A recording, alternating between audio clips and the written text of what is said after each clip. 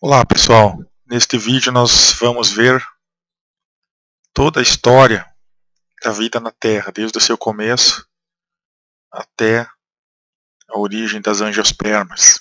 Então nós estamos falando de plantas.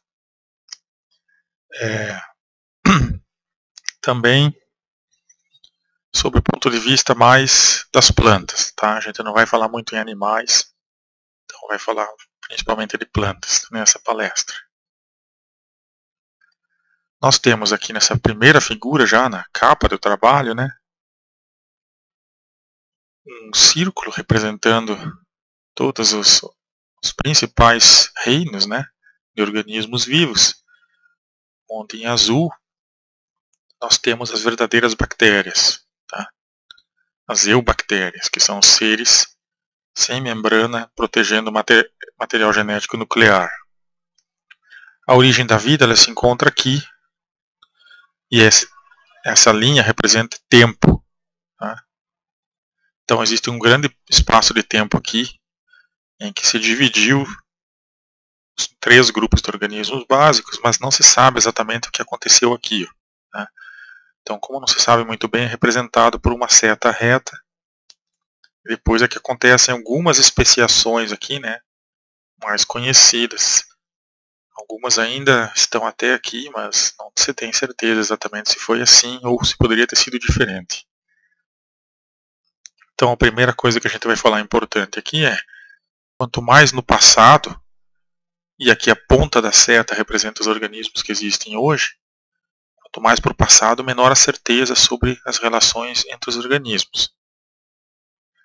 Outra coisa interessante que as pessoas precisam entender sobre essas figuras é esses ramos, na ponta do ramo, os organismos ainda existem, não foram extintos, mas aqui, ó, essas outras partes, tudo já foi extinto, tá? Então não existe organismo vivo desse entroncamento aqui, por exemplo. Aqui, ó, tá?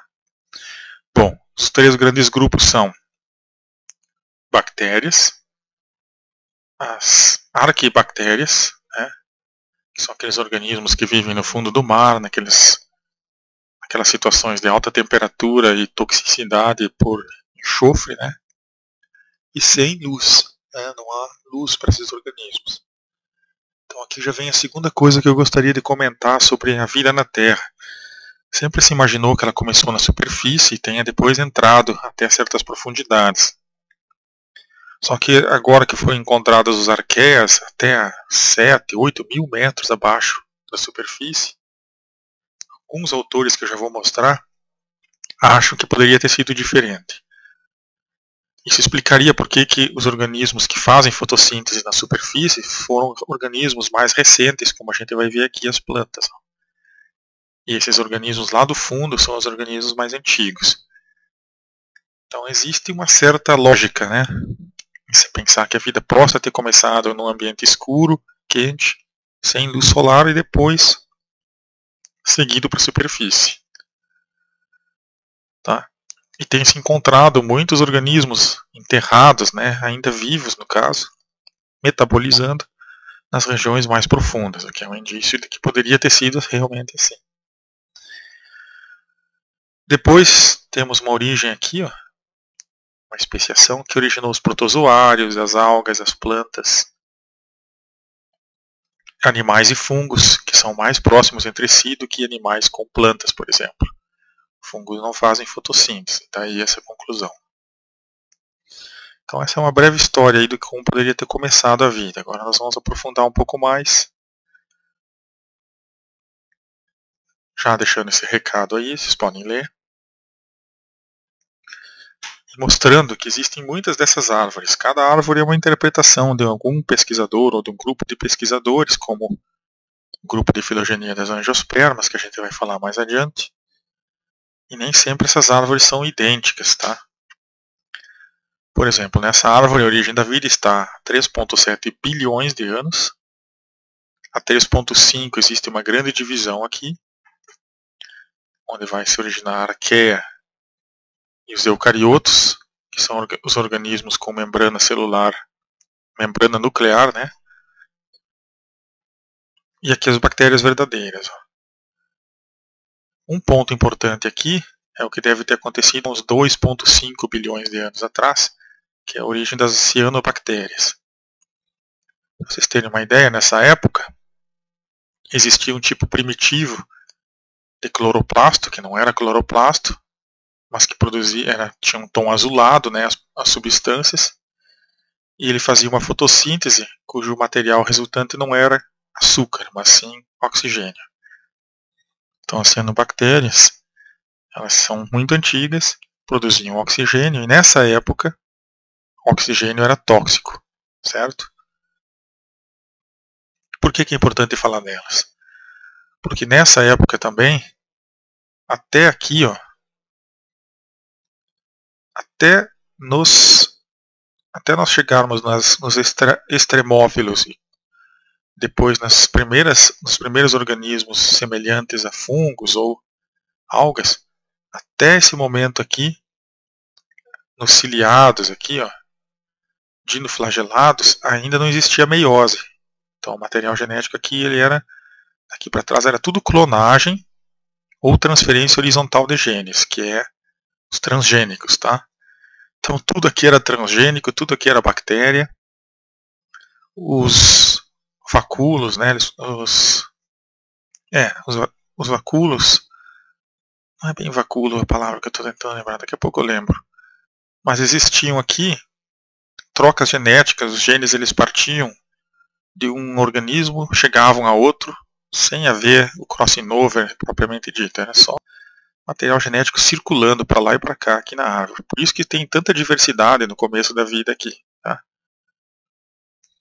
E por isso que existem coisas difíceis de explicar, como por exemplo, organismos muito pequenos, né, como os cloroplastos, as mitocôndrias, que na verdade são bactérias, eles migrarem para dentro de organismos maiores. Tá? Então isso é teoria da... Nossa, hoje está difícil. Teoria da endossimbiose. Tá? Ao contrário do que talvez as pessoas pensem, não tem nenhum papel aqui. Tudo que eu estou falando vem da memória mesmo. Então às vezes dá uma... tem que esperar vir a palavra. Então tem uma teoria endossimbiótica para explicar as algas, por exemplo. Que as algas, na verdade, é um prato feito, né? Um self-service aí. Tem um pouco de cianobactéria, tem a mitocôndria, tudo juntou lá dentro e deu certo e depois acabaram se tornando dependentes. Por isso que é simbiose. Então, hoje em dia, se você retirar as mitocôndrias de dentro de um organismo vivo como o ser humano, até mesmo uma alga, ou tirar os cloroplastos de uma alga, ela não vive. E o próprio cloroplasto e a mitocôndria eles já modificaram tanto geneticamente aqui dentro dos outros organismos que eles também, se forem retirados, eles não vivem mais com a vida livre. Tá? Bom, a arqueia está no meio termo aqui entre procariotos, que não tem membrana envolvendo material nuclear, e eucariotos, que é todo esse grupo aqui que tem membrana envolvendo material celular. Então aqui nesse momento aqui surge citoesqueleto, aqui né, há 3 bilhões de anos atrás mais ou menos. Surge o núcleo, surgem as primeiras organelas envolvendo as membranas, envolvidas por membranas. Tá? E nós temos aqui um momento importante, que é o momento do surgimento das amebas. Tá? Plastídio, agora lembrei a palavra que eu queria lembrar, plastídio. Então o material genético aqui ele era transferido via plastídio, que é uma espécie de organela. Tá? Bom, aqui os cloroplastos provavelmente evoluíram das algas, passaram a fazer fotossíntese liberando gás carbônico, né, liberando oxigênio e produzindo compostos de carbono como açúcar, e num tom verde, tá? Os cloroplastos. Então aqui os cloroplastos entraram para dentro das algas e dessa linhagem aqui que surgiram os organismos chamados plantas, tá? No outro lado da árvore aqui não ficaram com cloroplastos os organismos e eles seguiram os seus caminhos, né, até se originar. Os fungos e os animais que são as coisas mais recentes, mais novas em toda essa história aqui. Então aqui dominava uma troca genética maluca, não tão intensa, porque as bactérias não trocam material genético de forma tão intensa, por isso elas não diversificaram tanto até hoje, né, desde a sua origem. E só a partir daqui, realmente, que existe a reprodução sexual. Tá? Então aqui tudo era clonagem ou transferência horizontal de genes e as plastídeos, que originou a diversidade existente. E aqui a maioria das coisas dava errado, em vez de dar certo. Só aqui que começou realmente linhagens mais confiáveis de organismos. Bueno. Seguimos. Então em vermelho aqui eu coloquei a parte que nos interessa, tá? Que é esse lado aqui da árvore tirando Euryarchaeota. Uma outra interpretação, talvez um desenho um pouco mais legível, né? E agora eu passo rapidamente mostrando desde os mais primitivos aqui até os mais modernos em cada parte da árvore, como são esses organismos primitivos. Vamos ver então. Aqui, ó. Depois eu explico um outro slide que ficou ali que é importante para entender as plantas. Então eu vou passando pelos reinos e mostrando quem são os organismos. Lá na Universidade Federal de Santa Maria, no Rio Grande do Sul, perto da universidade tinha um muro lá, e algum estudante que desistiu provavelmente do curso de biologia escreveu no muro: é tudo bactéria. Não sei se foi mal na prova, o que aconteceu, mas colocou lá isso. E aí a gente vê realmente que grande parte da árvore ela diversificou lá no começo, e grande parte do que existe hoje em termos de reinos, filhos, ordens, classes é bactéria, certo? As halófitas que eu acabei de passar aqui são importantes. Aqui, ó, halófitas, pois são bactérias capazes de sobreviver em ambiente com extrema quantidade de sal. Tá? Os diplomonados aqui já começa a ter um rascunho do que seriam os animais e os fungos também. Aqui as doenças que atacam as mulheres, em alguns grupos aqui. E aí o primeiro rabinho, né, o flagelo, no caso, nos flagelados. As amebas, os limosos, né, os fungos limosos, que é um meio termo entre fungo e outras coisas. E aqui sim, um momento crucial que talvez tenha ocorrido aqui nos ciliados, tá? Que é a entrada do cloroplasto aqui no organismo, vendo a simbiose e a fixação desses organismos aqui, que originaria depois o que seriam as algas. É algo que evoluiu daqui, ou dos ciliados, ou das amebas, tá? Importante. Depois só que chegaram os fungos, que na verdade não fazem fotossíntese, essa bioluminescência é causada por uma substância chamada luciferina, cuja função ainda é um pouco desconhecida.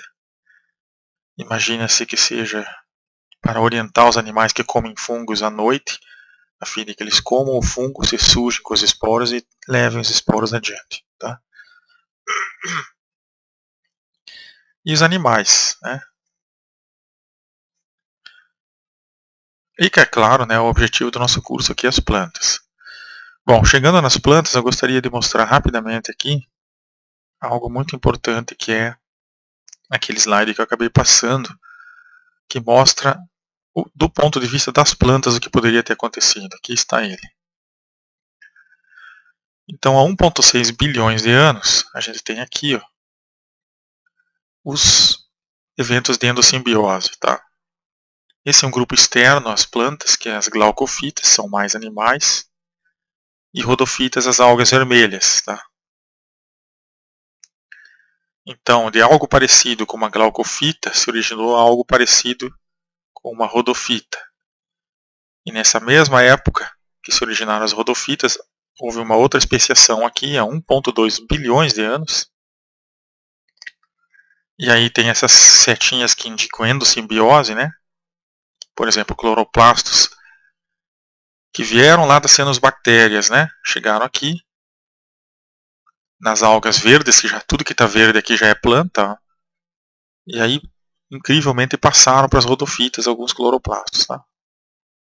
E aqui também ocorreu de rodoplastos, né, que têm pigmentos avermelhados, passarem para lá também. Só que em alguns organismos essas endossimbioses elas não persistiram e eles acabaram se tornando somente verdes, e aqui também somente vermelhos. Então foram muitas coisas aqui acontecendo, algumas não deram certo, e o que ficou aqui foram as clorofitas, que realmente são as algas verdes, tá? Aqui nós temos uvofícias, e a gente pode olhar aqui, ó, que até existem aqui o nome dos bichinhos aqui, né, das algas, entre aspas, cocos, tá? Aqui monas, ó, nos termos aqui, né? Então vocês podem ver que as primeiras algas elas são muito mais parecidas com protozoários, porque elas têm flagelos, e o cloroplasto ali já caracterizando o grupo. Mas elas estão muito na transição com os animais primitivos, na verdade, né? Já um grupo mais claro de algas é as xarofitas, tá? Aqui já é mais alga mesmo, tá? Podem ver aqui as figurinhas como são as xarofitas, né? Essas partes pontilhadas são dúvidas na árvore, tem muitas dúvidas. E aqui, nas xarofícias, é que a gente vai ver pela primeira vez o crescimento apical, ou seja, a planta começa a ter um comprimento maior, só que ela ainda está na água, então ela não tem problema de se sustentar. São essas plantas aqui, tá? Chara. Nesse momento, é que em algum lugar da Escócia, as algas saíram do mar, naquelas pedras frias, escuras na Escócia, e surgiram os primeiros musgos, tá? Aqui, na sua grande maioria, antes dos musgos, são organismos unicelulares, coisa que eu ainda não falei. E aqui nesse momento é que começa realmente os organismos a saírem da água. Então, a história das plantas é uma história de fuga da água e de aumento em tamanho, tá? Então, os liverworts, que são as hepáticas, são os briófitas, os cogumelos, caramba, hoje está difícil. Os musgos mais antigos, primitivos. Depois que vieram os musgos verdadeiros, que é 95% do grupo aqui. Depois que vieram os chifres, né? Os musgos em forma de chifre. Depois a gente entra em detalhes sobre o que é realmente isso. O importante é que nessa fase toda aqui, os gametófitos, que no nosso análogo seria os espermatozoides e os óvulos, eles são a maioria da fase da vida desses organismos. Eles passam na sua maior parte do tempo como gametófitos. Ou seja, vamos falar como o ser humano aqui é, para vocês tentarem entender. Eles passam a sua maior parte do tempo como testículos e como trompas que produzem óvulos, tá? Lá nas angiospermas, lá no final, a gente pode fazer uma analogia diferente. Na analogia aqui com as angiospermas, os organismos passam a maior parte do tempo na fase adulta esporofítica. Então, o que seria produtor do espermatozoide na planta seria a polínia, onde está o grão de pólen. E o óvulo é o óvulo mesmo, que está lá no gineceu. Certo? Então, o ovário também. Nos ovários, então. O que acontece é que nas plantas, a planta passa a maior parte do tempo do ano dela na fase sem produzir ovário, né, sem produzir óvulos, na verdade.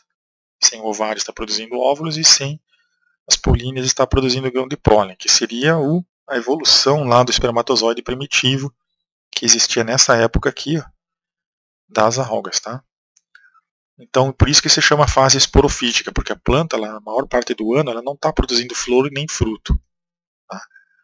E a maior parte da vida dela ela é vegetativa. Já aqui nessa fase, a maior parte do tempo, as estruturas, como ovários, né, primitivos e produtores de óvulos e de espermatozoides aqui, nas algas e nos musgos, eles estão na maior parte da sua vida nessa fase. A fase esporofítica do musgo é muito mais curta, ele só tem um talinho e uma cápsula com os esporos dentro. E nos grupos mais primitivos nem fotossíntese faz. Então vejam só, é o contrário, né? Começa com muitas coisas pequenas, muita fase gametofítica. Nos casos dos musgos aqui, tem o anterídeo, que é onde vai ser produzido um tipo de espermatozoidezinho, e tem o arqueogônio, que é onde vai ser produzido um tipo de óvulozinho, tá? Que é onde vai ocorrer a fecundação dos musgos. Só depois nas plantas é que começa a mudar essa história e elas passarem a mais parte da sua vida na fase adulta, esporofítica. Em algum momento, aqui surgiram os primeiros traqueídeos, né? Ou depois os vasos que vão, onde vai ser conduzida a seiva.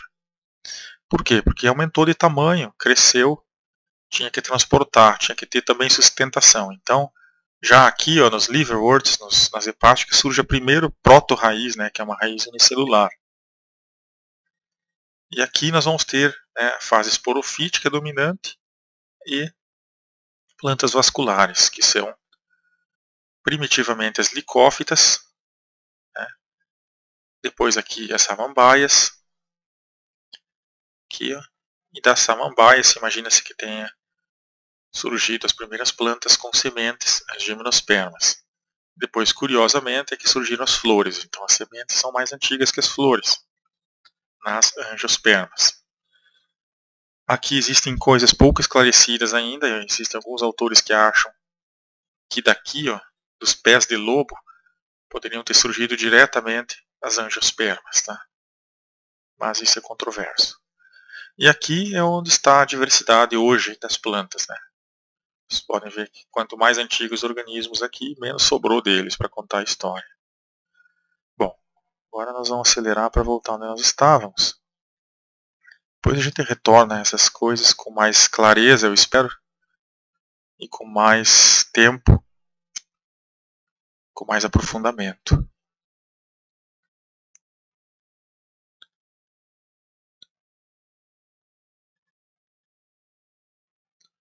Vamos chegando aqui então. Vamos agora aprofundar um pouco mais em como poderia ter começado tudo isso. Se vocês quiserem ler, tem o livro Gene Egoísta do Dawkins, que é fantástico. Explica desde o começo por que existiram replicadores como RNA, DNA, por que o nosso corpo envolve tudo isso, tá? Por que existe um elefante ao redor do DNA, pela teoria dele. Muita coisa para ler de Dawkins, muita coisa boa. Outro que eu gostaria de mencionar é o Jack Szostak, que é um pesquisador lá de Harvard, que ganhou o Nobel de Medicina em 2009, há pouco tempo, justamente trabalhando com a história do começo da vida. Tá? Então, lá numa salinha pequena, ele conseguiu juntar ácido oleico, gás carbônico, água, coisas primitivas, energia elétrica, e formar RNA. Então, se numa salinha microscópica lá é possível, com um pouquinho de tubo de ensaio, por que não poderia ter ocorrido essa agitação natural, caótica, e originar a vida, né, nos oceanos primitivos? Então, aí tem só algumas curiosidades. Aqui ele mostra nesse vídeo, que vocês podem também baixar no YouTube, os créditos para ele aí, né? Coloque o nome dele. Você vai aparecer certamente um desses vídeos que ele conta a história da vida na Terra. Então nós temos aí uma ideia de Jack que é o seguinte: tinha que ser assim, tá? As coisas estavam prontas lá, as probabilidades de se organizarem não são tão pequenas como a gente imagina, devido à quantidade enorme de substâncias, e existe o dia e existe a noite. Então existe uma época de descanso, uma época de agitação. Então já outros experimentos demonstram que existe no nosso planeta um ciclo de ordem e desordem, ou pelo menos de sol e noite. E aí as substâncias primitivas, elas nasciam, cresciam e morriam. por exemplo. Algumas substâncias orgânicas, como um lipídio, por exemplo, ele nasce, cresce, morre, mas não se reproduz. O primeiro organismo vivo, né, que você imagina que tenha existido, é aquele que primeiro fez uma cópia de si mesmo, perfeita ou não, ele fez, e aí começou a seleção natural. Então só tinha dois caminhos, ou ficava sempre desorganizado, como os lipídios, que nascem, crescem, morrem e não se reproduzem, ou naturalmente surgiria alguém que nascesse, crescesse, se reproduzisse e deixasse descendentes. Então, quem fez a cópia de si próprio, o RNA, sobreviveu. E os outros ficam até hoje aí, nascendo, crescendo e morrendo, mas sem se reproduzir. E nascem de combinações de reações químicas, né?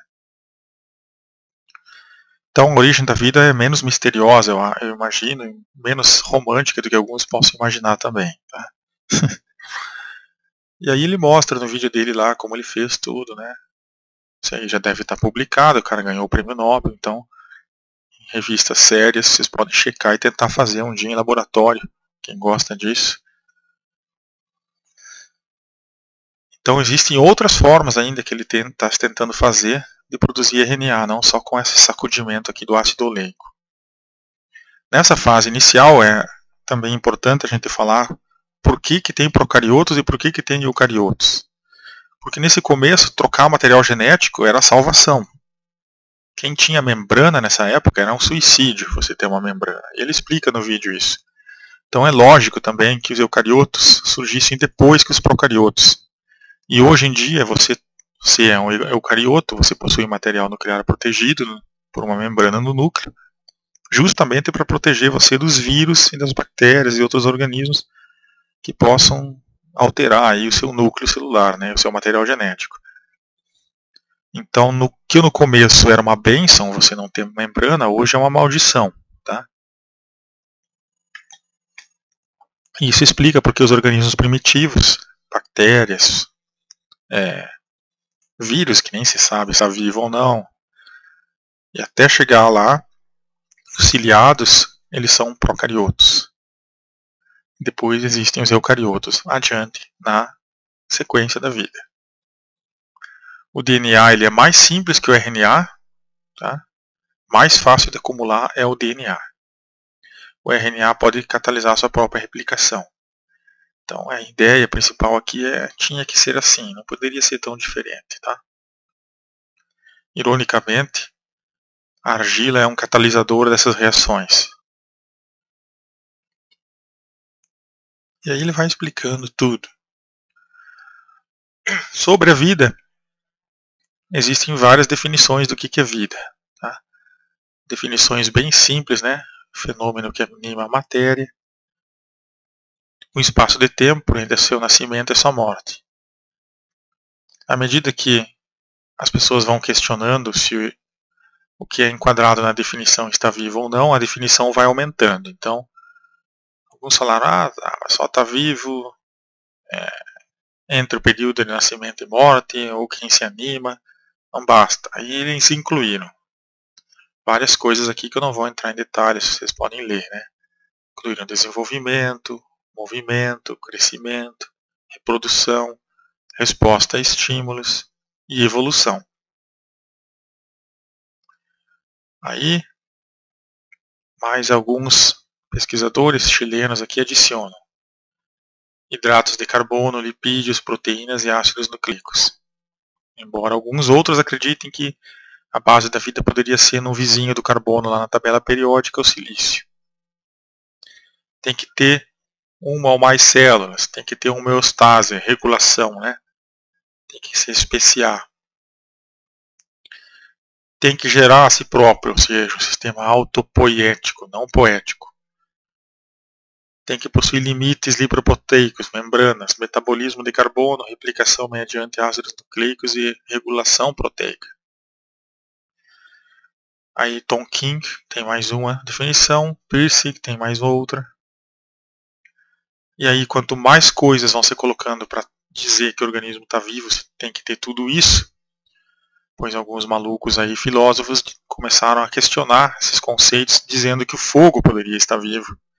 Se ele nasce, cresce, se reproduz, ele consome também substâncias, ele tem seu metabolismo. Aí alguns falaram, não, ridículo. Para ter vida tem que ter mais isso. Foram incluindo tantas coisas que agora tem alguns animais que claramente estão vivos, é só você chegar perto e levar um coice, mas que não se enquadram nos conceitos mais abrangentes da vida, né? Por exemplo, as mulas, elas não se reproduzem, mas claramente estão vivas, né?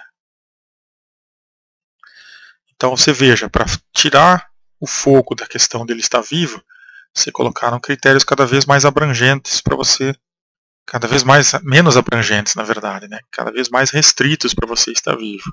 Colocaram muitas restrições à vida até o momento que agora o conceito de vida ele é muito amplo, ele é muito complicado, mas ele tem que parar num certo momento, senão você vai colocar tanta restrição que a mula vai ficar morta, não vai ficar viva. Entenderam a jogada? Beleza. Então o conceito de vida ele não é de forma alguma um consenso, mas ele parou justamente por isso. Ele já atingiu sua maturidade, eu imagino, porque não se pode colocar mais coisas, porque aí você acaba fazendo o contrário.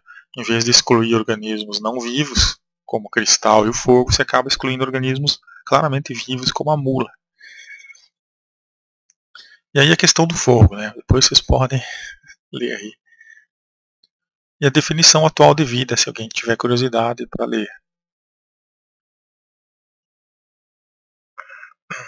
Mais alguns detalhes, só para estimular a leitura de vocês, eu não vou mastigar tudo para vocês. Fiquem aí com as leituras, leiam, é preciso ler. E aqui o que eu falei sobre a origem da vida ser no interior do planeta, na verdade é uma teoria de Thomas Gold, né, que é esse pesquisador aí, que nada mais é do que uma repetição daqueles slides, e aqui a ideia do Thomas Gold, né. E mais uma outra ideia, que é da panspermia, ou seja, a vida nem ter se originado aqui, mas chegado aqui, né, através de meteoros. Se isso realmente aconteceu, as probabilidades de a vida ter surgido ao acaso são maiores ainda, né? Porque não é necessário que tenha ocorrido aqui no nosso planeta.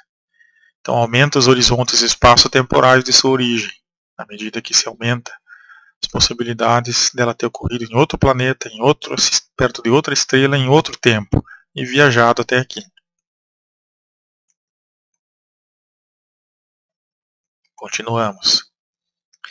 Agora vamos falar dos organismos mais primitivos, as bactérias. Quem são elas? São organismos com crescimento exponencial e que podem ter até 1 quatrilhão de indivíduos originados a cada dia e 15 gerações. Nossa, pensando assim, você imagina nesse começo da vida, por que as bactérias não evoluíram mais? É que elas têm um probleminha, elas não fazem a meiose, tá? Elas não fazem crossing over. Toda transferência de genes ela é muito mais tosca, né? Os genes saem de uma, vão para outra via plasmídio. E 99% talvez dessas trocas genéticas não dá em nada, não resulta em um organismo útil. Por isso que as bactérias têm muitas gerações por dia, tem uma grande variabilidade genética sim, mas a troca de material genético é defeituosa. A gente vai deixar uns slides lá adiante para vocês lerem sobre isso. Então essa é uma explicação genética, e aí estudem genética mais do que eu, porque eu não sou muito bom nisso, para entender por que tem bactérias de 3 bilhões de anos e ainda elas existem não muito modificadas. Né? E aí acontece o seguinte, muitos que nascem morrem, senão o mundo seria realmente só bactéria. Né? Então existe uma alta taxa de mortalidade em bactérias também, que elimina um pouco essa chance delas evoluírem tão rapidamente. Aí, ó, se não fizessem nada, o que seria do mundo? Seria dominado por essas bactérias. Lá em azul mostra a mesma coisa. Antes das bactérias e antes até dos vírus existem as proteínas. Né? Algumas proteínas elas fazem algumas funções ou fazem algumas bobagens aí no meio celular, no cerebral de alguns organismos. Tá? Então a gente ainda não sabe dizer ao certo se a vida realmente começa no RNA, no DNA, nas bactérias. E ainda tem essas substâncias misteriosas aí que são causadores de algumas doenças, como a vaca louca que está aí pulando, tá? Na verdade ela não fica assim, na verdade ela começa a ficar mais calma até. Ataca o cérebro. Depois a gente vai falar um pouquinho do tamanho de vírus, tamanho de bactérias, mas vamos falar primeiro aqui do RNA, né? O RNA ele foi descoberto depois que o DNA, vejam só. E ele é uma substância um pouco mais complicada que o DNA, viu? Não é tão simples não. Ele assume mais formas que o DNA. Bom, o que é importante nós lembrarmos que quem faz cópia de si próprio vai adiante aqui, nessa época da vida. O DNA, então. Falamos muito brevemente do RNA, só que ele existe. Vamos falar um pouco mais do DNA, que é a evolução do RNA. E é açúcar, tá? O ser humano ele é um código que é feito em açúcar. Imaginem um computador que armazena os dados, em vez de armazenar num disquete, armazena num açúcar. E o DNA ele tem a capacidade de chamar substâncias, dizer o que elas devem fazer e tudo mais, para construir as primeiras células, construir réplicas de células e juntar várias coisas ao redor de tudo isso para formar os organismos. E para Dawkins, que é o autor que eu comentei ali no começo, o único objetivo do DNA de juntar tudo isso e fazer corpos e fazer pessoas é ele continuar se reproduzindo de forma mais protegida possível, né?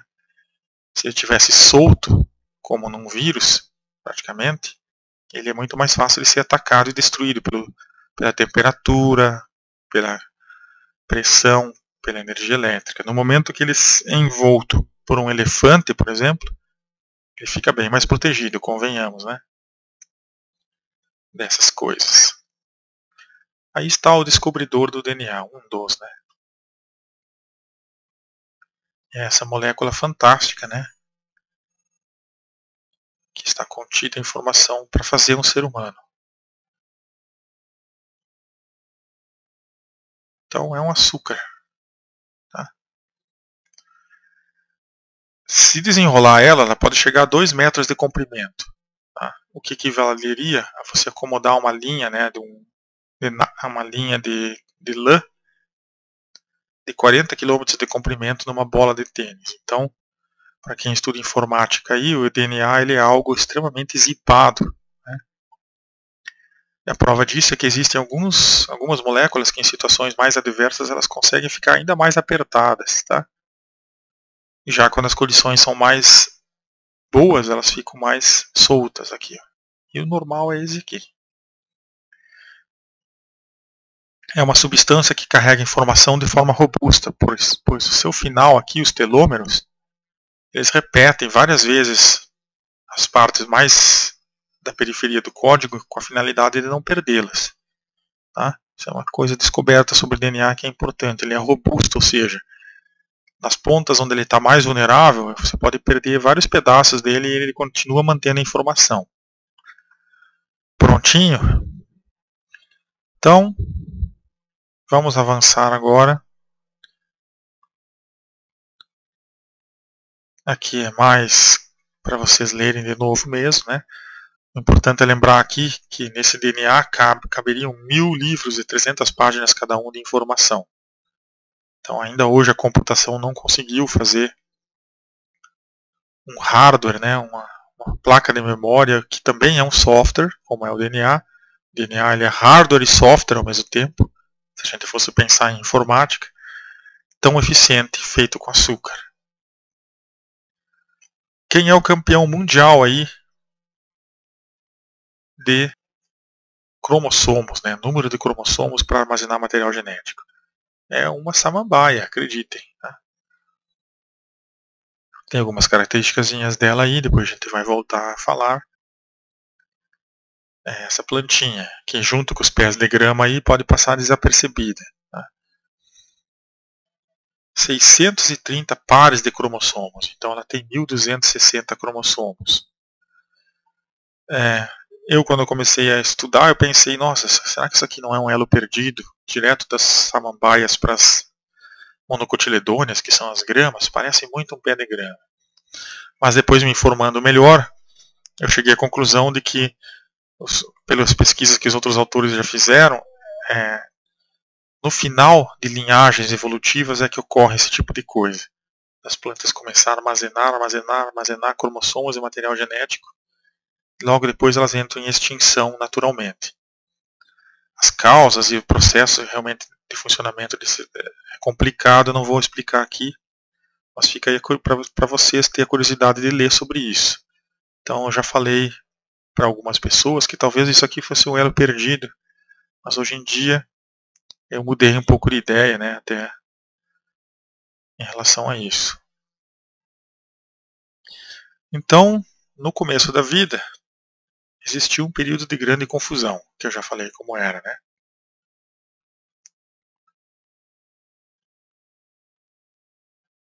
E aí ocorreram as endossimbioses. Material vivo, né? Organismos passaram de um lugar para outro, mitocôndrias passaram daqui para cá, os cloroplastos daqui para lá, e aqui teve outras endossimbioses que explica por que alguns organismos têm mitocôndria dentro de si, cloroplastos, e por que hoje em dia não é possível mais separar isso. Tá? Então a melhor metáfora para isso é a sopa. Tá? Vamos pegar só um pedaço aqui. Existia, por exemplo, lá no passado longínquo, um organismo e um outro organismo. Então esse aqui é o cloroplasto, que fazia a fotossíntese e liberava oxigênio nas cianobactérias. Tá? Na verdade, essa aqui é a cianobactéria. Ela entrou para dentro de um tipo de um flagelado aqui, né? Aí ela mesma evoluiu aqui dentro, a bactéria, né? Transformando-se depois num cloroplasto. Depois um outro organismo pode pegar esse organismo aqui que tem o cloroplasto e também ficar preso a ele, ó, né? Originando aqui uma clorar, isso aí mesmo que vocês leram aí, tá? Aqui embaixo. Então já existe uma secondary endossimbiose, ou seja, aquele organismo que entrou lá dentro ficou preso a esse, não pode mais ser separado, senão ele morre e o outro também. A conversão de fotossíntese que fazia oxigênio passou a fazer açúcar, e esse organismo depois entrou dentro de outro ainda. Tá? Então essa sim é uma teoria que já está um pouco questionada hoje em dia, que explicaria o surgimento das algas, por exemplo. Tá? Como que foi parar uma cianobactéria dentro de uma alga, por endossimbiose nesse esquema aqui, e a mitocôndria da mesma forma, então as algas seriam um prato feito aí, literalmente, de várias coisas. Uma outra característica da vida primitiva, sempre passa alguém tocando funk. Então, a característica da vida primitiva é que ela é muito pequena, né? Depois é que ela começa a ganhar espaço. Por exemplo, aqui está o tempo, né? 4 bilhões de anos atrás até hoje. E aqui a quantidade de oxigênio que existia na atmosfera. Então o oxigênio já foi tóxico. E aqui também o tamanho, né, dos organismos. Né?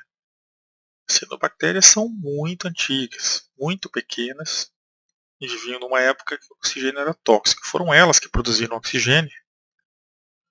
Né? E aí as bactérias evoluíram, conseguiram respirar. Depois é que surgiram os primeiros eucariotos aqui, ó, 1 bilhão de anos atrás. Só depois de uns 500 milhões de anos aqui passou de uma célula para várias células. E as outras modificações, vocês podem ver que são exponencialmente mais recentes. Que também é uma característica interessante da vida. Ela começou devagar e depois acelerou muito rapidamente. Aqui são mais visões de fatos que eu já comentei, então vocês só fiquem olhando aqui para perceberem o que aconteceu, né?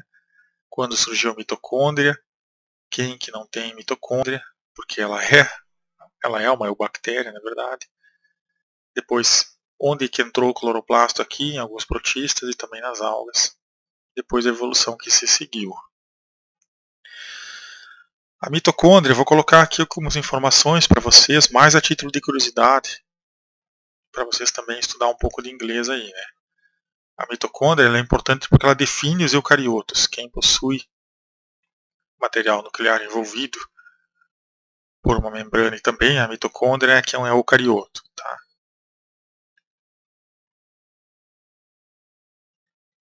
E aí já aqui é uma outra forma de ver endossimbiose, né? Bactéria entrando para dentro do outro organismo e ficando intimamente atrelada a este. O importante aqui é que a bactéria ela se reproduz também dentro desse organismo e o organismo também sempre vai se originar de um outro organismo que já tinha a bactéria dentro. Por quê? Porque ela entrou numa célula reprodutora do organismo, né? Ela ficou intimamente ligada a uma célula que faz meiose. Então essa é a jogada da entrada da bactéria por endossimbiose e ela ficou até hoje aí fazendo a respiração celular do ser humano. Se não houver mitocôndria no ser humano, e a gente pode calcular aí que tem até uns 2 kg mais ou menos de mitocôndria, o ser humano não respira no nível celular e morre. Tá? E alguns autores imaginam que o problema do câncer seja muito causado por problemas na mitocôndria. Tá? Lá atrás, para quem quiser se assustar um pouco, tem o número de processos químicos que essa pequena bactéria, que hoje faz parte da gente, regula. Né? Síntese de adenosina trifosfato, que é a nossa energia. E ela perdeu muitos dos seus genes ao longo dessa trajetória evolutiva. Ela trocou um abrigo dentro de outro ser, talvez por uma perda de material genético. Ficou em desuso, né, esse material genético. Agora vão achar que eu sou lamarquista, né, falando em desuso. Mas tudo bem. Foi um termo mal colocado nesse momento. Então a meiose ocorre pela primeira vez nos ciliados. Né? A gente vai comentar um pouco mais sobre isso daqui a pouco. E aqui o outro componente das algas, que é o nosso objetivo é falar muito dessas coisas para chegar nas algas. Tá? O cloroplasto também é uma entidade do mesmo naipe, assim, digamos, do que a mitocôndria. Já foi um ser vivo independente. Tá? E hoje está intimamente ligado às plantas. Se você tirar os cloroplastos das plantas, 99,9% das plantas vai morrer, tirando os parasitas de raiz. Né? Então não basta só ter cloroplasto para ser uma planta, ela tem que ter também, hoje em dia, uma flor, um fruto. Né?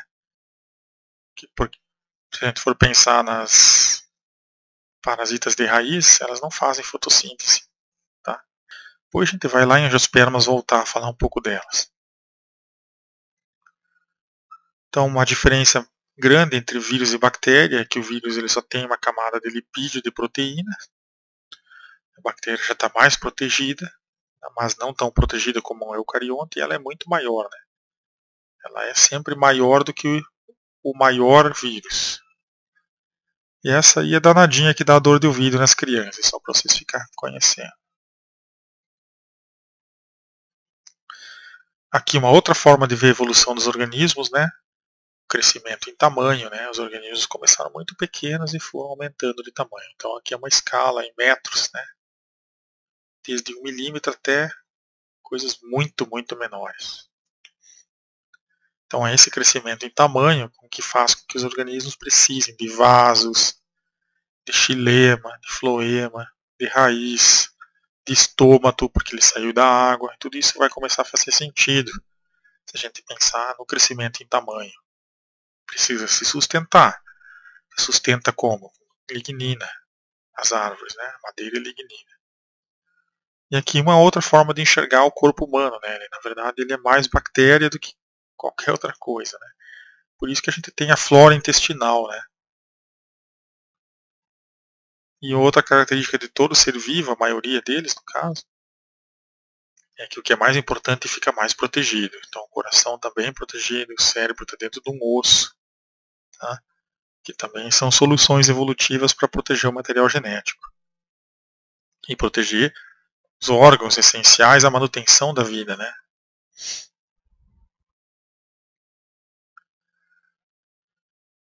Então as bactérias, só para resumir, são pequenas, eficientes, rápidas, diversas.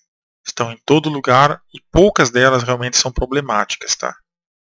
Só menos de 1% é que vai te causar uma doença. Que bom, né? Aqui uma outra visão, deixamos quieto por enquanto. E aqui o reino Arqueia, que eu ainda não havia falado muito sobre ele, tá? Eles evoluíram junto com ou de bactérias e habitam locais inabitáveis pelos demais seres vivos.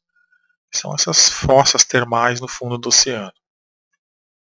Eles foram recentemente descobertos em relação ao resto, pois o ser humano ainda não havia investigado o fundo dos oceanos por questões aí de logística, né? Então as bactérias também são chamadas de eubactérias, as bactérias verdadeiras, e arqueias são essas bactérias das profundidades.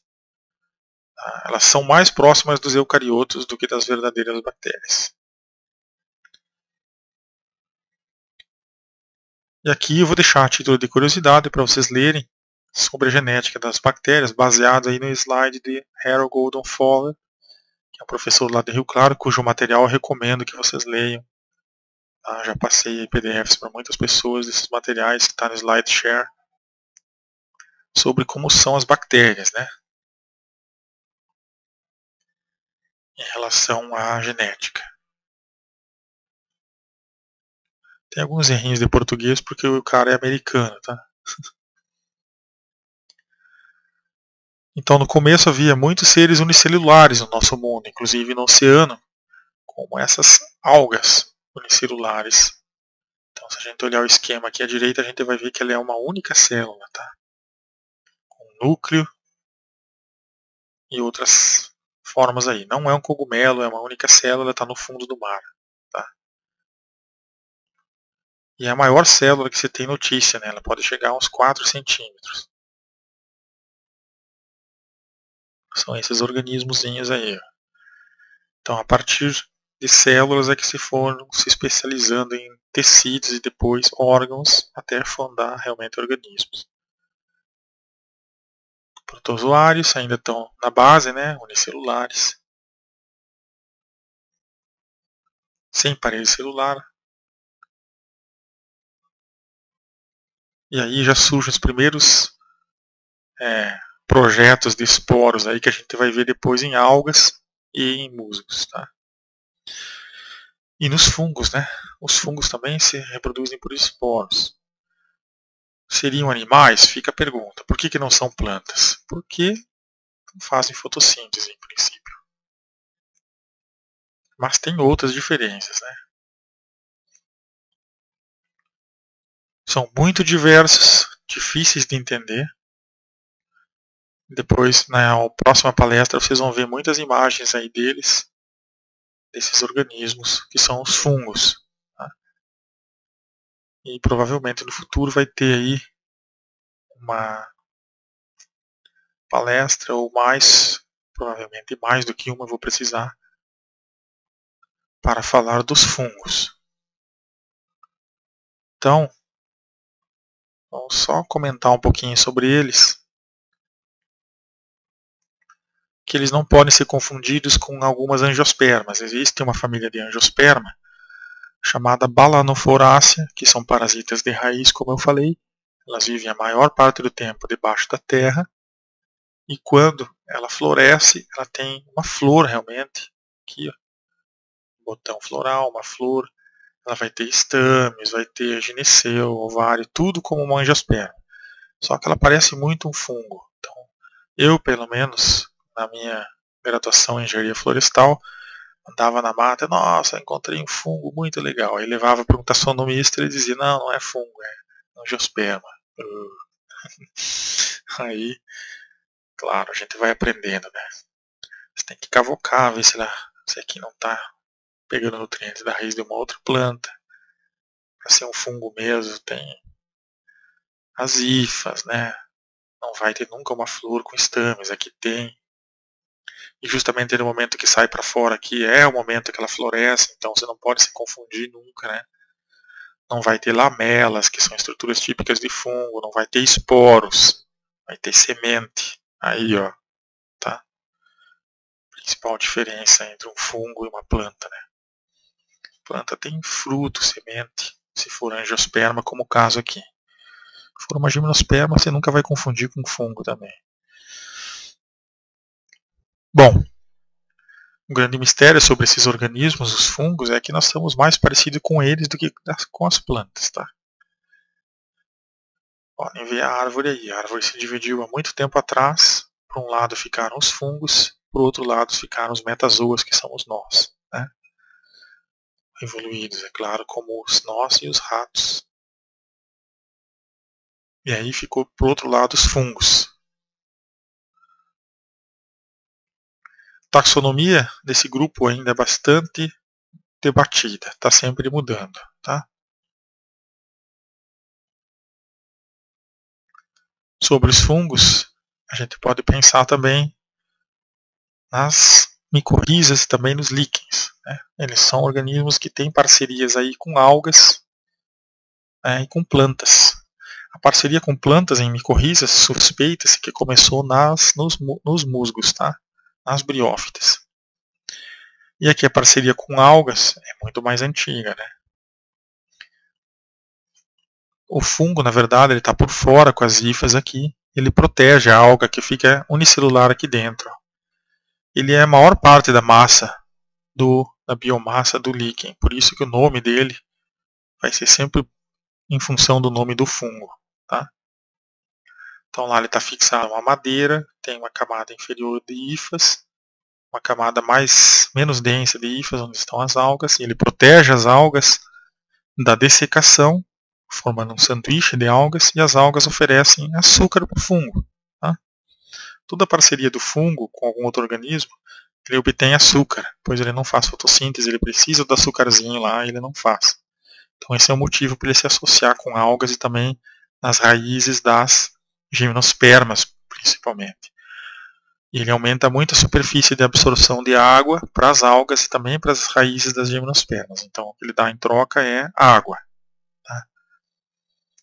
Aí ó, esses seres bonitinhos, que são usados muito para fazer aí aqueles presépios de Natal, também árvores bonsai junto com os musgos para formar um ecossistemazinho. É isso aqui eu já respondi, né? Só leiam depois.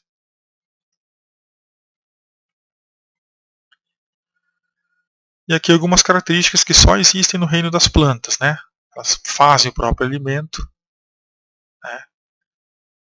Com raríssimas exceções, tá? A gente nunca pode dizer que é 100% porque tem os parasitas de raiz.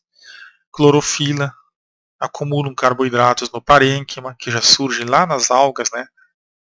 Esses tecidos especializados em acumular lá carboidrato. E aqui mais uma figura importante para mostrar a evolução dos seres vivos verdes. Tá? Então, novamente, aqui tem o tempo e inovações. E algumas inovações que só alguns organismos têm a partir da árvore aqui em direção ao final da árvore, que é onde estão os organismos mais evoluídos. Tá? Então, traqueídeos, que são elementos de vasocondutores, só existem traqueófitas. Quem são as traqueófitas? São desde as samambaias até as angiospermas. Tá? O esporófito ramificado também só acontece aqui. Os musgos não têm aqui, ó, embora sejam todas plantas terrestres junto com as traqueófitas, eles não têm o esporófito ramificado. O esporófito é só um talinho com uma cápsula. Divisão celular apical, que é o que vai fazer as plantas realmente crescer, o meristema apical, eles já têm, ó, por isso que ela está aqui assim, ó, e ele já fica para cá. Ó, tá? Xilema e floema muito primitivo, eu acho que essa figura até tem algum erro aqui. Ó. Aqui, na verdade, o xilema e floema ele sai aqui, ó, na verdade, está mal posicionado. Deveria ser um pouco depois aqui. Os musgos verdadeiros, eles não têm elemento de vaso, nem traqueídeos. Isso vai surgir nas samambaias, que são as pteridófitas. Ou nos grupos transitórios entre musgos e samambaias. Mas eles deveriam ter colocado aqui, então, né? Talvez eles só esqueceram de colocar. Mas está mal posicionado. Bom, beleza. Estômatos. Por que tem estômatos a partir daqui, ó, nessas briófitas, né? Os chifres aqui. Porque são plantas que já estão expostas ao calor, né? Ao sol. Precisam fazer trocas gasosas para manter seu teor de água. E as primitivas aqui, ó, perceba que os estômatos surgiram depois dos hepáticas, que são os musgos mais primitivos, né? Muito vinculados ainda à água. Tá? Bom, vou deixar quieto aqui, vocês só olhem depois o resto, né? Cutícula para proteger também do sol, né? Da perda de água.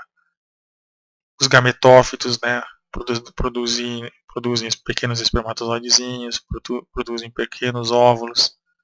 Tudo é daqui já, né? Nessa transição entre algas aqui, xarófitas, e as primeiras musgos. Depois vocês podem ver lá embaixo o que tem aí que caracteriza somente depois as xarófitas e que não caracteriza clorófitas, né? Clorófitas estão aqui, xarófitas para lá. Flagelos, ó, lembra que eu falei, né? Que algumas algas ainda pareciam mais com animais, estão aqui, né? Bom, aí eu selecionei algumas coisas que eu pessoalmente acho importante vocês olharem. Tecido de parênquima, por exemplo, ali embaixo, surge nas algas. E depois vai ter até nas angiospermas. E aí é uma outra visão, mostrando as épocas aqui, né, os períodos geológicos e o número de espécies que existem nesses organismos, desde protistas até plantas. Vocês vão ver que as angiospermas são muito recentes e muito diversificadas, né, e que alguns outros organismos mantiveram a linha aí desde 500 milhões de anos atrás até hoje, estão meio que estagnados. Outros já reinaram mais e hoje são menos presentes, como as gimnospermas. Samambaias, briófitas, tudo isso parece que está estagnado também evolutivamente, desde o Triássico, em termos de diversidade. Micorrizas são associações entre fungos, né, mico, raízes desde pteridófitas até gimnospermas, com certeza, tá? Desde pteridófitas. Endo, elas podem ser internas à célula, e ecto, elas podem ser externas à célula. Elas ajudam a planta com a água, os fungos, as hifas, né? Ajudam a planta a absorver a água e o fósforo também. Em troca, como eu falei, recebem o açúcar, né? E aqui, elas por fora do meio celular, ó, elas não entram dentro da célula. Então, as ectomicorrizas são as que ficam sempre fora do espaço celular, nunca entram dentro das células. Tá? Já as entomicorrizas, elas podem ser arbusculares, porque formam uma espécie de arvorezinha ali, ó, elas entram para dentro da célula. Tá? Jamais passando, é claro, a faixa de Caspary, que é justamente para evitar que entrem certas coisas indesejáveis para dentro do córtex aqui, que seria a casca planta, né? Aqui, epiderme, os pelos aqui da raiz, né?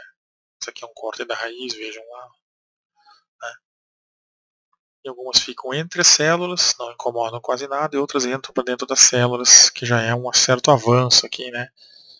Pode ser benéfico, mas também pode ter seu lado negativo aí, trazendo algumas coisas que vai saber, né? Orquídeas têm muito isso, endomicorrizas, dentro das células. Curioso que é a mesma cor do corante aqui, é a cor da flor lá. Então a parceria entre fungos e plantas ela é muito antiga e favorece os dois.